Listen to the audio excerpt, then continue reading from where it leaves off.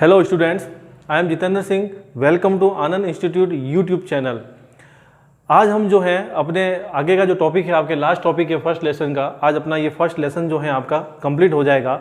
इससे लास्ट वाले जो वीडियो के अंदर जो है मैंने आपको एटमॉस्फेयर और बायोस्फेयर के बारे में हमने डिस्कस किया था कि एटमॉस्फेयर क्या है, किन से मिलकर बना है, बायोस्फीयर क्या है, उन सब चीज़ों के बारे में डिस्कस किया था। उसी डिस्कस को हम आगे बढ़ाते हुए अपने नेक्स्ट जो है हम इकोसिस्टम और ह्यूमन एनवायरनमेंट, इन दो टॉपिक के ऊपर आज हम डिस्कस करेंगे। तो हम समझ लेते हैं व्हाट इज इकोसिस्टम। इकोसिस्टम किसे कहेंगे? Ecosystem have different type of living organisms that interact with each other. अब इकोसिस्टम है क्या? हिंदी के अंदर इसको कहेंगे पारिस्थितिकी तंत्र। अब ये पारिस्थितिकी तंत्र होता क्या है, इकोसिस्टम क्या है? तो इकोसिस्टम में क्या होता है, different type of living organism, यानी कि जितने भी अलग अलग तरह के जीव हैं, जितने भी जीवित जैविक जितने भी है, वो सब जो है that interact with each other, वो सब क्या करते हैं, आपस में अंतःक्रिया करते हैं, इंटरैक्ट करते हैं एक दूसरे से। यानी कि सबसे इंपॉर्टेंट चीज ये है कि इस अर्थ के ऊपर जितने भी प्राणी हैं वो सब एक दूसरे के ऊपर डिपेंड करते हैं। यही है इंटरेक्शन। हर प्राणी दूसरे प्राणी के ऊपर निर्भर करता है। कोई भी इंडिविजुअली जो है यहाँ पे नहीं रह सकता। हम किसी न किसी रूप में किसी न किसी के ऊपर जो है हम डिपेंड करते ही हैं। तो यही है इंटरैक्ट, यानी कि हर लिविंग बीइंग जो है वो सारा का सारा जो है एक दूसरे से जो है वह इंटरैक्ट करते हैं। तो यही है इकोसिस्टम, और उससे जो सिस्टम बनता है उसी को हम कहेंगे ecosystem. These can be divided into three categories। अभी जो इकोसिस्टम है जो बना हुआ है, इस इकोसिस्टम को जो है तीन भागों में बांटा गया है। सबसे पहले प्रोड्यूसर्स, कंज्यूमर्स एंड डीकम्पोजर्स, ये सारे तीन हो जाएंगे। ठीक है, प्रोड्यूसर का मतलब उत्पादन करता, जो उत्पादन करते हैं। कंज्यूमर का मतलब उनको ग्रहण करने वाले, एक तरीके से उपभोक्ता, जो चीजें उत्पन्न हुई है उनका उपभोग करने वाले। एंड डीकम्पोजर का मतलब उनको वापस नष्ट करने वाले जो चीजें हैं। तो अब इनका मतलब क्या है वो हम देख लेते हैं। तो देखिए, सबसे पहले आपके आएगा प्रोड्यूसर्स, ठीक है ना।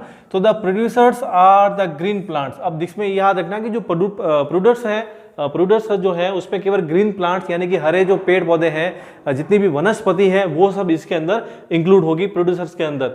They make their own food, और सबसे बड़ी बात यह है कि वो अपना भोजन स्वयं बनाते हैं, वो किसी के ऊपर डिपेंड नहीं करते हैं। ठीक है, बाकी सारे जितने भी लिविंग बीइंग हैं वो उनके ऊपर डिपेंड करते हैं, लेकिन जो प्रोड्यूसर्स होते हैं वो किसी और के ऊपर डिपेंड नहीं होते। वो अपना फूड जो है खुद ही जो है वो बनाते हैं। तो ये हो गया प्रोड्यूसर्स। सेकंड आ जाएगा कंज्यूमर्स। ठीक है, अब इसके अंदर कौन कौन इंक्लूड है? तो the consumer are animal and they get their energy from the plants and from other organism which eat the plants. अब ये चीज को समझिएगा, कंज्यूमर के अंदर जो है कौन शामिल होगा? कंज्यूमर के अंदर जो है एनिमल शामिल होंगे।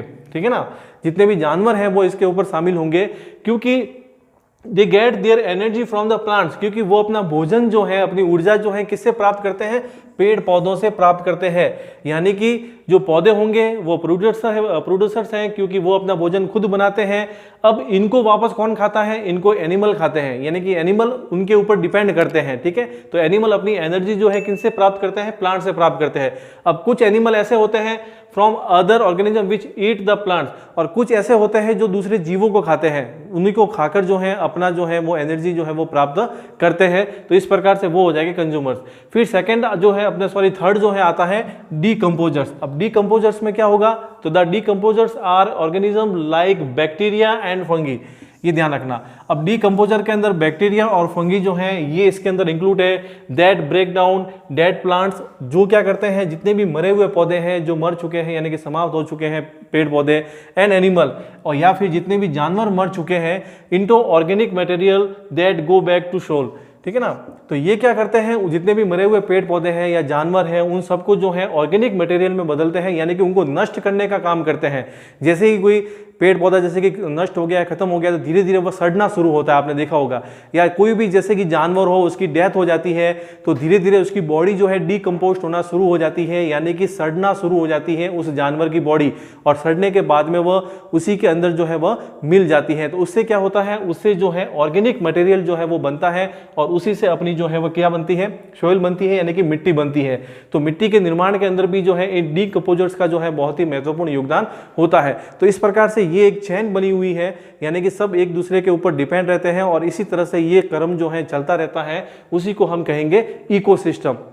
अब है energy is transferred from one living things to another in the form of various food chains.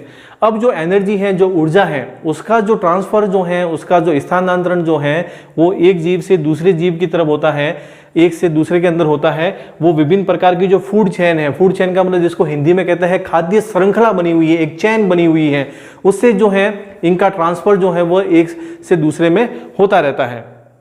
And many different food chains link up from food webs, और ये सारे के सारे जो फूड चेन है वो एक दूसरी खाद्य श्रृंखला से जो है वो जुड़े हुए हैं। All the food webs are delicately balanced, ठीक है ना। और जितनी भी खाद्य श्रृंखला है, खाद्य जाल जो है, ये जिसको हम कहते हैं, वो जो है बिल्कुल संतुलित होता है, किसी भी प्रकार का उसमें कोई परिवर्तन नहीं होता है। और अगर परिवर्तन होता है, so if one link in the web is destroyed all the other organism will be affected. यानी कि ये सबसे इंपॉर्टेंट चीज याद रखनी है कि अगर किसी भी आपके वेब जो है, फूड वेब के अंदर कोई चेंजेज होता है, वो उसका जो बैलेंस अगर समाप्त होता है, तो पूरी की पूरी चेन जो है वो प्रभावित होती है। फॉर एग्जांपल के लिए मैं आपको एक छोटा सा उदाहरण देके बताता हूँ। जो अभी यहाँ पे अपने फूड चेन की बात हो रही थी या जो फूड वेब की बात हो रही है, वो कैसे, जैसे कि नॉर्मली जो घास वगैरह होती है, अपने जो प्रोड्यूसर्स हैं, यानी कि यहाँ पे बात हो रही थी अपने ग्रीन प्लांट्स की, जो पेड़ पौधे हैं, हरी घास वगैरह है, इन सबको, तो ये हरी घास वगैरह ये सब क्या है, ये तो अपने प्रोड्यूसर्स हैं, यानी कि ये अपना भोजन स्वयं बनाते हैं, किसी के ऊपर डिपेंड नहीं है। लेकिन इन घास को खाकर कौन जीवित रहता है? फॉर एग्जाम्पल के लिए जैसे कि हिरण है, ठीक है ना, तो हिरण जो है वो इनको खाता है। अब हिरण को कौन खाता है? जैसे कि जंगल के अंदर शेर है, तो वो हिरण को खा के जीवित रहता है। तो इस प्रकार से एक चैन होगी, जैसे कि घास होगी, घास को खाने वाला अपना हिरण हो गया, और हिरण को वापस कौन खाता है? वो शेर खाता है। तो इस प्रकार से एक चैन बनी हुई है, एक क्रम जो है वो बना हुआ है।